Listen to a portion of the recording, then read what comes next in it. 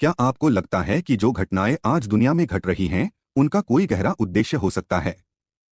या क्या ये सिर्फ संयोग हैं? कई प्राचीन भविष्यवाणियां सदियों से छुपी रही हैं और कुछ समय आने पर खुद को दुनिया के सामने प्रकट कर देती हैं। भारत के प्राचीन नाड़ी ग्रंथों और दक्षिण भारत के सिद्धयोगियों की परंपरा में एक रहस्य बार बार दोहराया गया है।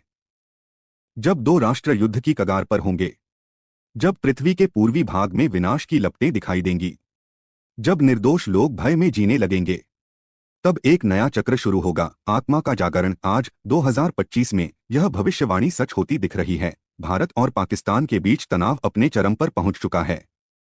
सीमा पर गतिविधियां बढ़ रही हैं और दोनों देशों के नेता आक्रामक बयान दे रहे हैं। ड्रोन हमले, घुसपैठ और जवाबी कार्रवाइयां बढ़ रही हैं, जबकि आम नागरिक भय और अनिश्चितता में जी रहा है।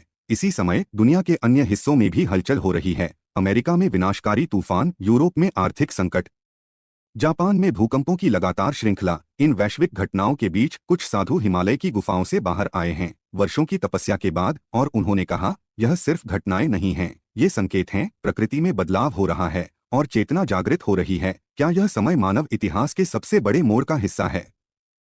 क्या यह युग सत्य और असत्य की अंतिम परीक्षा है? बाहरी युद्ध के साथ साथ आंतरिक युद्ध भी शुरू हो चुका है। स्वार्थ और आत्मा के बीच का संघर्ष। क्या यह वही कालचक्र है जिसकी भविष्यवाणी महर्षि वेदव्यास और अन्य योगियों ने की थी? क्या भारत पाकिस्तान का संघर्ष केवल एक भूराजनीतिक विवाद है, या यह ब्रह्मांडीय संतुलन में बदलाव का हिस्सा है?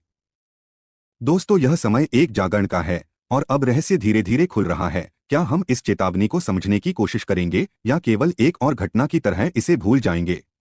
यह हम पर निर्भर करता है। दोस्तों, ऐसे ही और वीडियोस के लिए हमारे YouTube चैनल विवेक AI स्टोरीज को सब्सक्राइब करें।